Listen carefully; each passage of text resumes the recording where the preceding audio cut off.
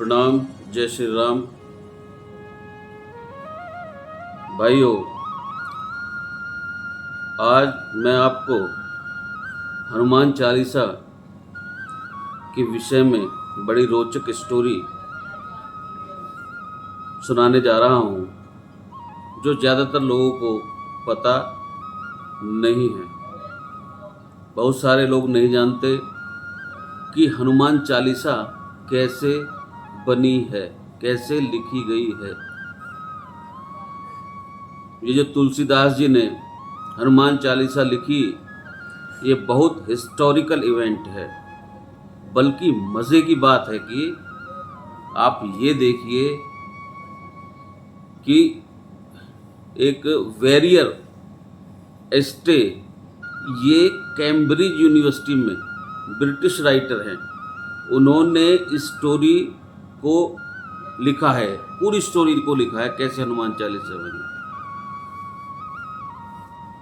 Indian writers की बात यदि मैं करूं तो उन्होंने तो बहुतों ने लिखा है, लेकिन मैं इस कैम्ब्रिज यूनिवर्सिटी का जो राइटर हैं उनके, और एक और राइटर हुए हैं फिलिप लुटकिन, जिन्होंने ऑक्सफोर्ड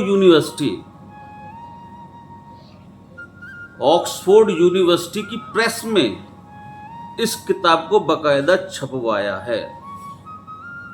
उसका नाम दिया है Hanuman tale the message of divine monkey. ये किताब है, ऑक्सफोर्ड यूनिवर्सिटी ने किताब को छापा है। कुछ दिनों पहले फिलिप को वाल्मीकि अवार्ड भी दिया गया था भारत में। तो इन्होंने हनुमान जी के विषय में हनुमान चालीसा का इतिहास जो लिखा है, उसके हिसाब से मैं आपको बताता हूँ। एक बार क्या हुआ, बनारस की घटना है। तुलसीदास जी महाराज बैठे थे बनारस में, तो एक नव विवाह हुआ था, परंतु अनफॉर्चुनेटली जो पति था उसकी मृत्यु हो गई थी और उसकी शव यात्रा जा रही थी। बनारस का घाट फेमस है, आप सभी जानते हैं। तो तुलसीदास जी के सामने से जब वह निकल रही थी, तो तुलसीदास जी में कुछ लोगों की और उसकी पत्नी की बड़ी श्रद्धा थी कि संत हैं, संत सब कुछ कर सकते हैं। तो वो जो पत्नी थी वो उनके चरणों में गिर गई तुलसीदास जी के, कि कुछ भी कीजिए, इन्हें जीवित कीजिए। तुलसीदास जी बोले, राम जी का नाम लो, राम नाम लो, अब क्या हो सकता है।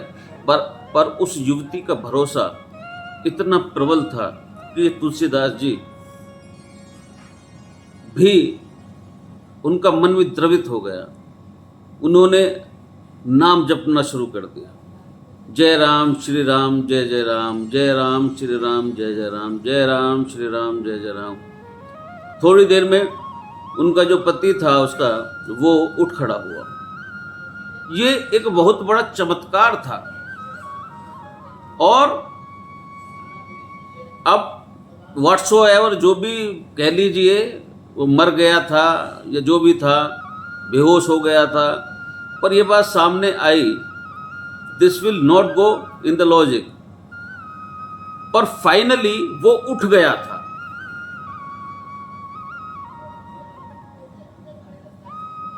तो सब लोग जो थे वो देख के अचंभित रह गए, चौंक गए, और तुलसीदास जी की महिमा चारों ओर फैलने लगी। उनका महिमा मंडन सब लोग करने लगे।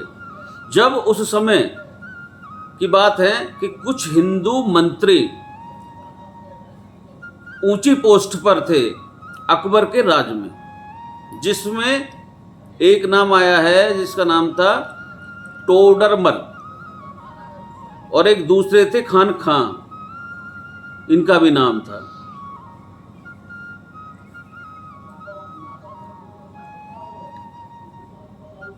जो अपने हिंदू समाज के थे,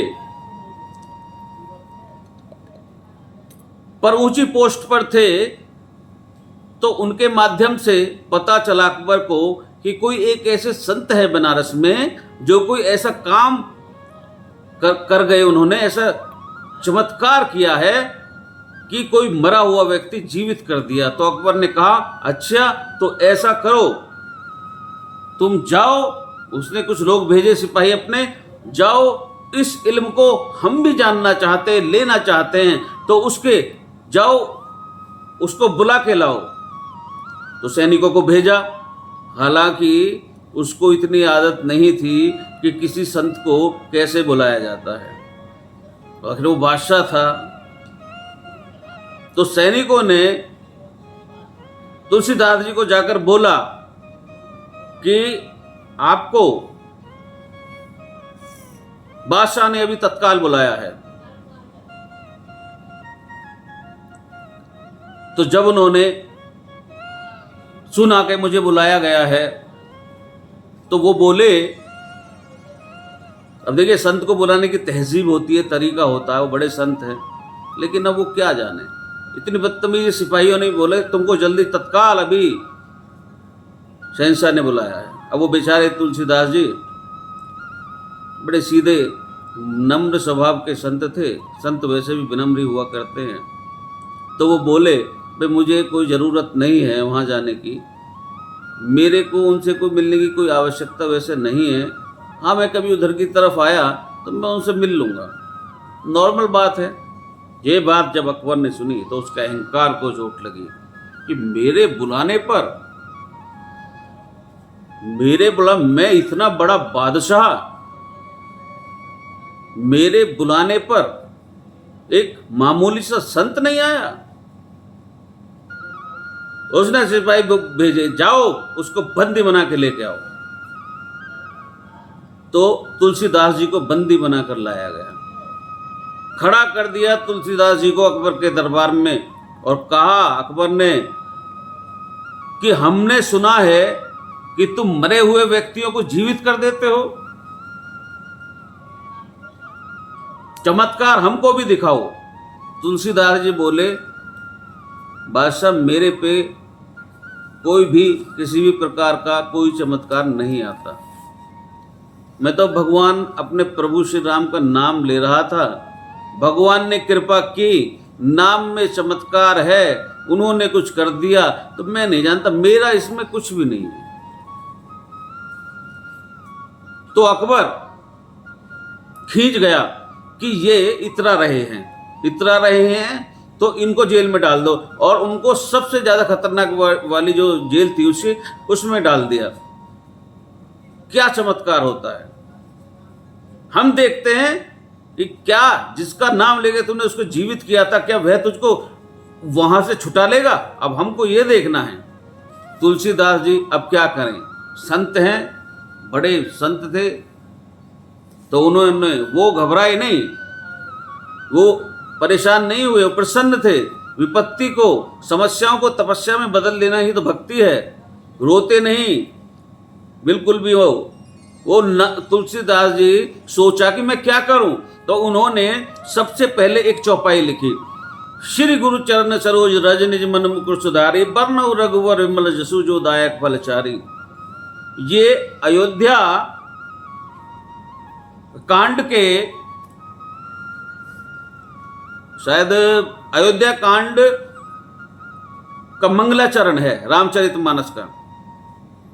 तब ये पहली चौपाई लिखी, फिर रोज प्रतिदिन एक एक चौपाई लिखते रहे। 40 दिन तक उनके मन में एक एक चौपाई प्रकट होती रही, और वो रोज उसको लेखनीबद्ध करते रहे, लिखते गए। और जब 40 दिन पूरे हो गए, उस समय फतेहपुर सीकरी में अकबर था।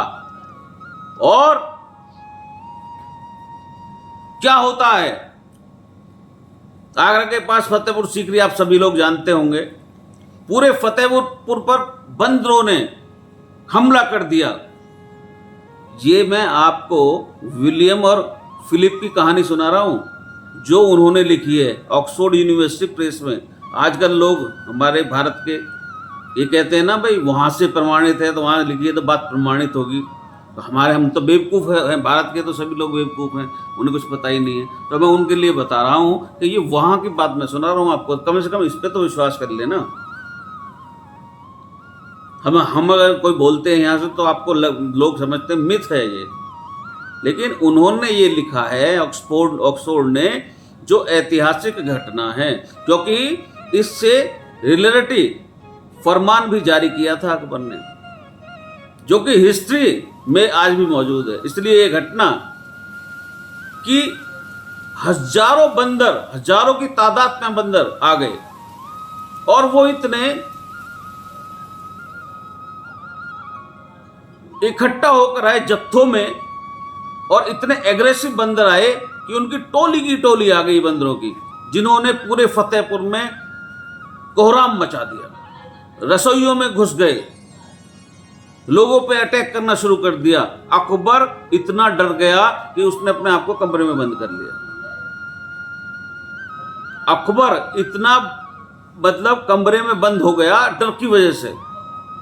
उस समय हाफिज, जो इस्लाम का बहुत बड़ा कुरान पढ़ाने वाला था, उसने बोला कि बादशाह,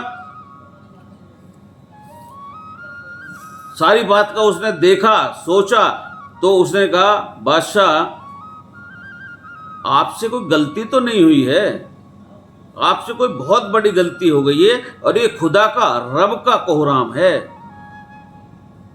ये आपका कोई किया हुआ बुरा कर्म है कि तुमने कुछ गलत किया है, उसकी सजा तुम्हें मिल रही है। ये अब राजा के लिए तो ये रोज की बात है, किसी को पनिशमेंट करना, किसी को कुछ करना, किसी को कुछ करना, ये तो उसके लिए नॉर्मल है। वो तो भूल भी गया कि मैंने किसी को डाल रखा अंदर।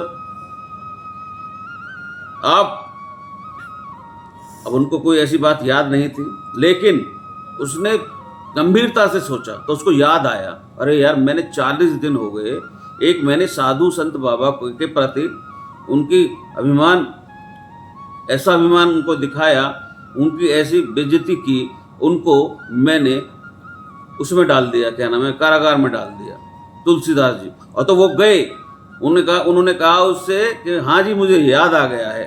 तो वो तुलसीदास जी के पास गए, उन्होंने माफ़ी मांगी, माफ़ी मांगने लगा और बोला कि मुझसे जो भी भूल हो गई है, मेरे से बहुत बड़ा पाप हो गया, अपराध हो गया, आप मुझे क्षमा कर दीजिए। और तुलसीदास जी ने जैसे ही ऊपर देखकर हाथ जोड़े, धीरे धीरे सब बंदर वापस चले गए, एकदम से वहां से वापस लौट गए, सब लौट गए। तो उसके मन में श्रद्धा और जाग गई, तो उसने पूछा मेरे लिए क्या आज्ञा है, मैं आपको दिए हुए दंड का पश्चाताप कैसे करूं। तो तुलसीदास जी बोले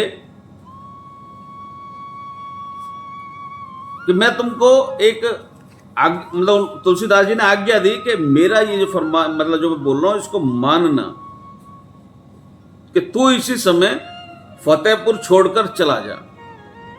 तब फिर अकबर वापस दिल्ली आया। पहले तो वो वैसे दिल्ली में ही था, इसने स्पेशली फतेहपुर का निर्माण किया था रहने के लिए, फतेहपुर सीकरी। फिर उसके बाद ये लोग सभी जितने भी उसकी सल्तनत के लोग थे, सब वहां पे दिल्ली वापस आ गए।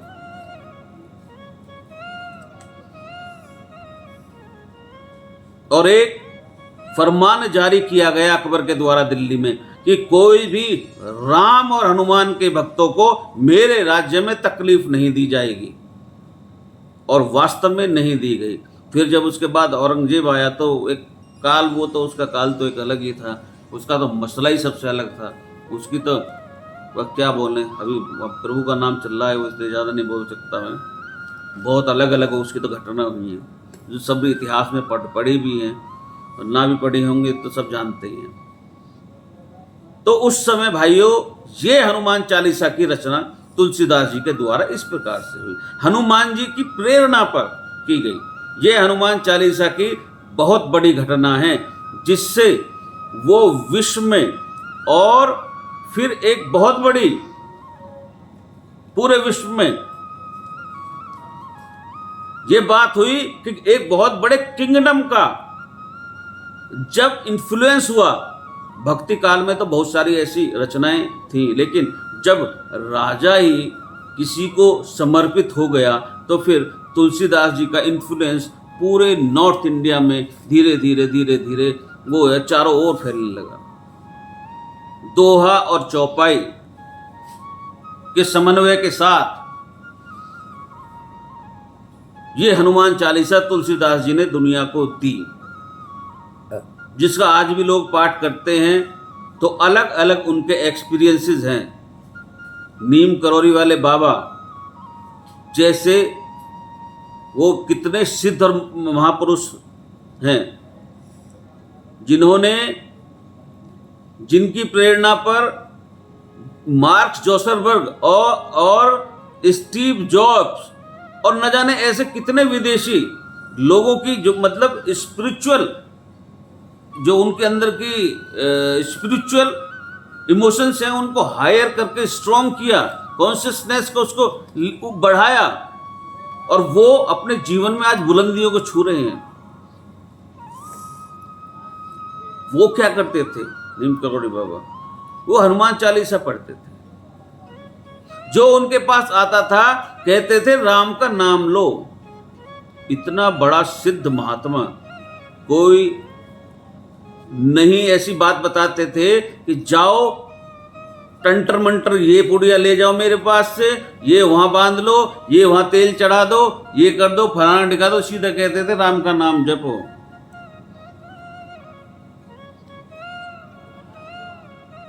जिसने जीवन बदल डाला दुनिया के लोगों का। नीम करौरी बाबा भी क्या करते थे? हनुमान जी के भक्त थे, और अगर हनुमान जी को खुश करना होता था तो वो अगर आपको भी खुश करना है किसी को भी, तो मैक्सिमम ब्रह्मचर्य का पालन करना पड़ेगा, सेलिब्रेसी, क्योंकि हनुमान जी ब्रह्मचारी हैं। आपका नेचर